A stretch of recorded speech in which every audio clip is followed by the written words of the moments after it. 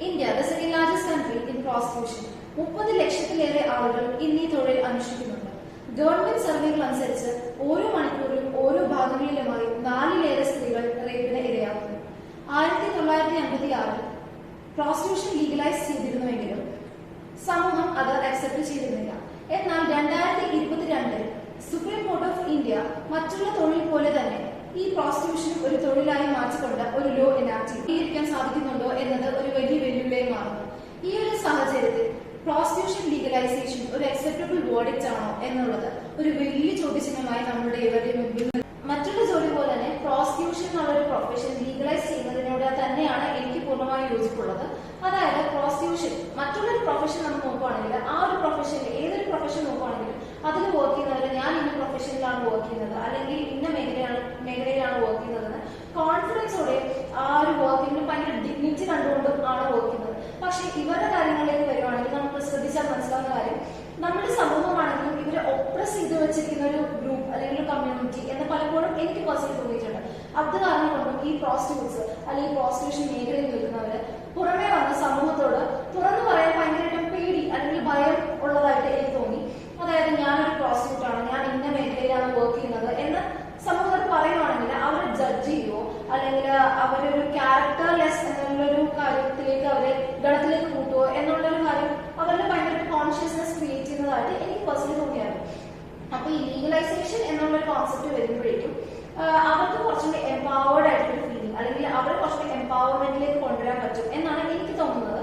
അപ്പോൾ ഈ ഒരു കോൺസെപ്റ്റ് വരുമ്പോൾ ഈ ഷാഡോ വർക്കേഴ്സിൽ നിന്നും സമൂഹത്തോട് കുറച്ചും കൂടി ഇന്ററാക്ട് ചെയ്ത് കുറച്ചും കൂടി സമൂഹത്തിലേക്ക് അക്സെപ്റ്റൻസ് എന്നുള്ള ഒരു കാര്യം കൂടി കൊണ്ടുവരുമ്പോൾ കുറച്ചുകൂടി അവരുടെ വർക്കിലാണെങ്കിലും ഒരു ഹ്യൂമൻ എന്നുള്ള രീതിയിലാണെങ്കിലും അവർക്കും മറ്റുള്ളവരെ പോലെ തന്നെ സെയിം റൈറ്റ്സ് ഉള്ളതായിട്ട് കൺസെപ്റ്റ് ചെയ്യാൻ പറ്റും എന്നാണ് എനിക്ക് തോന്നുന്നത്. അപ്പൊ ഞാൻ ഈ സ്റ്റേറ്റ്മെന്റിനോട് പൂർണ്ണമായി യോജിക്കുന്നുണ്ട്.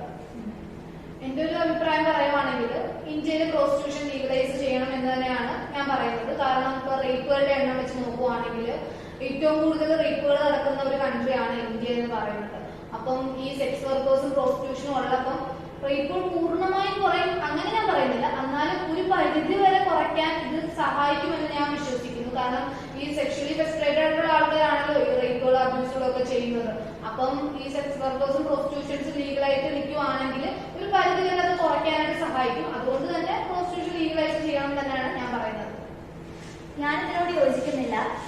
ആദ്യമേ പറഞ്ഞതുപോലെ തന്നെ ഇന്ത്യയിൽ ഒരു മണിക്കൂറിൽ 4 സ്ത്രീകളോളവും ഒരു ദിവസത്തിൽ 15 സ്ത്രീകളോളവും റേപ്പിന് വിക്ടിംസ് ആയിക്കൊണ്ടിരിക്കുകയാണ്. ലീഗലൈസേഷൻ വന്നുവെങ്കിൽ കൂടിയും ഒളിവിലും മറവിലും പലപ്പോഴും ഇത് നടക്കുന്നതായിട്ടാണ് നമ്മൾ കാണുന്നത്. എക്സാമ്പിൾ ആയിട്ട് നോക്കുവാണെങ്കിൽ ട്രെയിനില് സ്ത്രീകൾക്കും കുട്ടികൾക്കും എതിരെ പല തരത്തിലുള്ള അതിക്രമങ്ങൾ നടക്കുന്നുണ്ട്. നമ്മളെല്ലാവരും ഓരോ ദിവസവും ടിവിയിലൂടെ ന്യൂസിനോട് കൂടെയൊക്കെ നമ്മളത് കണ്ടുകൊണ്ടിരിക്കുകയാണ്. ഞാൻ ഓൾറെഡി ലീഗലൈസേഷന്റെ കാര്യം പറഞ്ഞായിരുന്നു. അപ്പൊ അതിൽ ഇൻക്ലൂഡ് ചെയ്യുന്ന ഒരു കാര്യമാണ് മെഡിക്കൽ ചെക്കപ്പ് എന്ന് പറയുന്നത്. അപ്പം നമ്മൾ സെക്സ് ചെയ്യുന്ന സമയത്ത് പലതരത്തിലുള്ള രോഗങ്ങൾ വരാം. ഇപ്പൊ STI, sexually transmitted infections, health റിസ്കുകളൊക്കെ കൂടാൻ ചാൻസ് ഉണ്ട് സെക്സ് ചെയ്യുന്ന സമയത്ത്. അപ്പം ഇത് ലീഗൽ ആകുമ്പോൾ എന്താ ഉപകാരം എന്ന് ചോദിച്ചു കഴിഞ്ഞാൽ നമുക്ക് ഹോസ്പിറ്റലിൽ പോയി ചെക്കപ്പും കാര്യങ്ങളൊക്കെ ചെയ്യാൻ പറ്റും. ഇത് ലീഗൽ അല്ലെങ്കിൽ നമുക്കിത് അറിയാൻ പറ്റത്തില്ല നമ്മുടെ ഉള്ളിൽ എന്തോ ഇൻഫെക്ഷൻസ് ഉണ്ട്. അപ്പൊ അങ്ങനെ അറിയാതിരിക്കുമ്പോൾ അത് മൊത്തത്തിൽ പടരും, അപ്പം സ്പ്രെഡ് ആവാൻ ചാൻസ് ഉണ്ട്. അപ്പം ഇത് മെഡിക്കൽ ചെക്കപ്സ് വരണം. അത് ലീഗലായാൽ മാത്രമേ വരത്തുള്ളൂ. ഇല്ലെങ്കിൽ ആൾക്കാർക്ക് ചെക്ക് ചെയ്യാനൊരു മടി ഉണ്ടാവും. അപ്പം ലീഗലാകുന്നതിന്റെ ഗുണത്തോട് നമുക്ക് ഇങ്ങനത്തെ ഹെൽത്ത് റിസ്കുകളും STI പോലത്തെ ഇൻഫെക്ഷൻസ് കുറയ്ക്കാനായിട്ട് സാധിക്കും. അതുകൊണ്ട് തന്നെ ലീഗലാവണം. ഇപ്പം സിജി പറഞ്ഞ പോലെ തന്നെ ആളുകൾ മുന്നോട്ട് വരാൻ പഠിക്കുന്നു എന്നുള്ള സംഭവം. അതായത് ഈ ഒരു പ്രോസ്റ്റിറ്റ്യൂഷൻ ലീഗലൈസേഷൻ വർഷങ്ങൾ മുന്നേ വന്നൊരു കാര്യം. പക്ഷെ എന്നാൽ പോലും ആളുകളുടെ ഉള്ളിലെ കാര്യങ്ങൾ മാറിയിട്ടില്ല. അതായത് കുറെ പ്രെജുഡൈസസ് അല്ലെങ്കിൽ കുറെ തെറ്റിദ്ധാരണകൾ അല്ലെങ്കിൽ ഈ പ്രോസ്റ്റിറ്റ്യൂഷൻ എന്ന് പറഞ്ഞ ഒരു പ്രൊഫഷൻ ഒരു ബാഡ് ആയിട്ടുള്ള ഒരു കൺസിഡറേഷൻ ഒക്കെ നമ്മൾ കാണുന്നുണ്ട്. അത് പക്ഷേ പണ്ട് തൊട്ടേ ഇത് ലീഗലൈസ്ഡ് ആണെങ്കിൽ പോലും ഈ ഒരു തെറ്റിദ്ധാരണകൾ ഉള്ളിലുള്ള ആളുകളുടെ ഒന്നും ചിന്താഗതി മാറിയിട്ടില്ല. എല്ലാവരും ആ സെയിം ചിന്തയിൽ തന്നെ നിൽക്കുന്നവരാണ്. ഇപ്പോഴും ഇതും ലീഗലൈസ്ഡ് ആണ്. പക്ഷെ ഇപ്പോ പണ്ടും ഇപ്പോഴും ഒരേപോലെ നിൽക്കുന്നത് പിമ്പിങ്, ട്രാഫിക്കിങ് അങ്ങനത്തെ കാര്യങ്ങളൊക്കെ ഇപ്പോഴും അപ്പോഴും ഒഫൻസീവ് ആണ്, പണിഷബിൾ ആയിട്ടുള്ള ഒരു കാര്യം കൂടിയാണ്. ഈ സമൂഹം ഈ സെക്സ് വർക്കേഴ്സ് അല്ലെങ്കിൽ പ്രോസ്റ്റിറ്റ്യൂട്ട്സിന് ഒരു വിളിപ്പേര് കൂടി നൽകിയിട്ടുണ്ടായിരുന്നു, വേശ്യ. നമുക്ക് ഭയങ്കരമായിട്ട് ഫെമിലിയർ ആയിട്ടുള്ള ഒരു ടേമാണ് ഇത്. സ്ലട്ട് ഷെയ്മിങ് എന്ന് ഇപ്പോൾ നമ്മുടെ പൊളിറ്റിക്കലി ഇൻകറക്ട്നെസിന്റെ വേൾഡിൽ നമ്മൾ പറയുന്ന കാര്യമാണ്. സ്ലട്ട് ഷെയ്മിങ് അത് ഭയങ്കര ഒഫൻസീവ് ആയിട്ട് കാണപ്പെടുന്ന ഒരു കാര്യം. പക്ഷെ വർഷങ്ങൾ മുന്നേ കുറച്ച് നാൾ മുന്നേ പോലെ എടുത്താലും വേശ്യ, അതൊരു വേശ്യ എന്ന് പറയുമ്പോഴേക്കും ആളുകൾ ഭയങ്കര സംഭവമായിട്ടായിരിക്കും പറയാം. പക്ഷെ അത് കേൾക്കുന്ന ഒരു പ്രോസ്റ്റിറ്റ്യൂട്ടിനാണെങ്കിൽ ഭയങ്കരമായിട്ടൊരു വീണ്ടും ഒരു ഉൾവലിവാണ് അതിൽ നിന്ന് ഉണ്ടാവുക.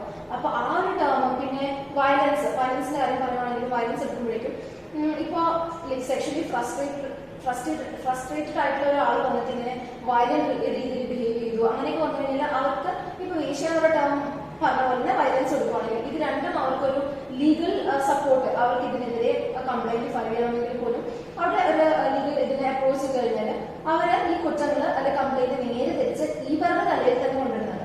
പക്ഷെ ഈ ഒരു ലീഗലൈസേഷൻ വരുമ്പോഴേക്കും അങ്ങനെയല്ല, ഇവർക്ക് കൂടെയാണ് ലോ നിൽക്കുന്നത്, അല്ലെങ്കിൽ ഇവർക്ക് സപ്പോർട്ടിംഗ് ആയിട്ടാണ് നമ്മുടെ ലീഗൽ സിസ്റ്റം ഉള്ളത് എന്ന് തോന്നി കഴിയുമ്പോൾ അവർക്ക് കുറച്ചുകൂടി എംപവർമെന്റ് ഫീലാണ്.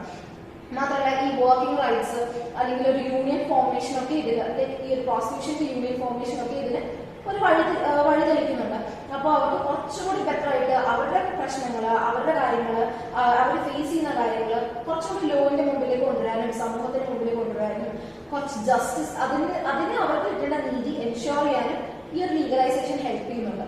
അപ്പം ഒരിക്കലും എനിക്ക് ഇത് ക്രിമിനലൈസ് ചെയ്ത് കാണണം എന്നല്ല, എനിക്ക് അതിന് ഉപരി ലീഗലൈസ് ചെയ്യപ്പെടണം, അത് സമൂഹം അക്സെപ്റ്റ് ചെയ്യണം എന്നാണ് എനിക്ക് പേഴ്സണലി തോന്നിയിരിക്കുന്നത്.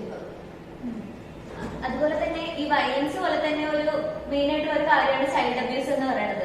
ചൈൽഡ് അബ്യൂസിന്റെ കാര്യം നോക്കുവാണെങ്കിൽ കുട്ടികൾക്കെതിരെയുള്ള അതിക്രമങ്ങൾ കൂടിക്കൂടി വരുവാണ്, ദിവസേന കൂടിക്കൂടി വരുവാണ്. അപ്പോ കുട്ടികൾ ഈ ഗംഗൂബായ് എന്ന സിനിമയിൽ പോലും കുട്ടികൾക്ക് ബ്രോത്തൽസിലെ കുട്ടികളെ ഫോഴ്സ്ഫുള്ളി ഓരോന്ന് ചെയ്യിപ്പിക്കുന്നതായിട്ടാണ് നമ്മൾ കാണുന്നത്. അപ്പൊ കുട്ടികൾക്ക് അവരറിഞ്ഞോ അറിയാതെയോ ഇവര് ഇതിലേക്ക് ഓരോ ദിവസവും വന്നുകൊണ്ടിരിക്കുവാണ്. അപ്പൊ അതൊരു തെറ്റായിട്ടാണ് എനിക്ക് പേഴ്സണലി തോന്നിയേക്കണത്. അതുകൊണ്ടാണ് ഞാൻ പറഞ്ഞത് ഇത് ലീഗലൈസ് ചെയ്യണം. കാരണം ഇപ്പൊ ഒരു കുട്ടി ജനിക്കുമ്പോൾ അവര് ജനിക്കുമ്പോ തന്നെ ഇങ്ങനെ ഒരു പ്രോസ്റ്റിറ്റ്യൂഷനിലേക്ക് ഇറങ്ങണമെന്ന് വിചാരിച്ചല്ലല്ലോ അവര് ഇറങ്ങുന്നത്. അവർക്കും ഇപ്പം ഇത് താല്പര്യമുള്ളവർ അങ്ങനെ ഇറങ്ങും, അല്ലെങ്കിൽ സാഹചര്യങ്ങൾ കൊണ്ട് ഇറങ്ങുന്നവരുണ്ടാവും. പക്ഷെ എന്നാലും ചിലർക്ക് ഇതിൽ ഇറങ്ങേണ്ട, എഡ്യൂക്കേഷൻ വേണം എന്ന് ആഗ്രഹിക്കുന്നവരുണ്ടാവും. അപ്പൊ ഇത് ലീഗൽ ആവുന്നതിന്റെ ഒരു ഫലം എന്ന് പറഞ്ഞു കഴിഞ്ഞാൽ അവർക്ക് എഡ്യൂക്കേഷൻ കിട്ടും, അതുവരെ അവർക്ക് മുന്നോട്ട് ജോലികളാണെങ്കിലും കാര്യങ്ങൾക്ക് ഓപ്പർച്യൂണിറ്റീസ് കൂടാൻ ചാൻസ് ഉണ്ട്. അഥവാ ഇത് ലീഗൽ അല്ലെങ്കിൽ അവർക്ക് എഡ്യൂക്കേഷൻ ആയാലും പഠിക്കുന്നതിനാലും മറ്റു കാര്യങ്ങളും അവര് കുറച്ചുകൂടെ എപ്പോഴും ഇങ്ങനെ കുറച്ചുകൂടെ ഉൾക്കൊള്ളിഞ്ഞ് നിൽക്കും. അപ്പൊ അതുകൊണ്ട് തന്നെ ലീഗലായി കഴിഞ്ഞാൽ അവരുടെ എഡ്യൂക്കേഷൻ ആയാലും കുട്ടികളുടെ ഭാവി ഒരു സുരക്ഷിതയാക്കാൻ വേണ്ടി ഇത് എന്തുകൊണ്ടും സഹായിക്കുമെന്ന് ഞാൻ വിശ്വസിക്കുന്നു. പ്രോസ്റ്റിറ്റ്യൂഷനെ പറ്റിയുള്ള ചർച്ചകൾ ഇവിടെ അവസാനിക്കുന്നില്ല. പല പല ഭാഗത്തു നിന്നും പല പല ആശയങ്ങളാണ് ഉന്നയിക്കപ്പെടുന്നത്. ഇനി നിങ്ങൾക്ക് തീരുമാനിക്കാം പ്രോസ്റ്റിറ്റ്യൂഷൻ ലീഗലൈസേഷൻ അക്സെപ്റ്റബിൾ ആണോ അല്ലേ എന്ന് നിങ്ങൾക്ക് തീരുമാനിക്കാം. അത് നിങ്ങളിലേക്ക് വിട്ടുതരുന്നു.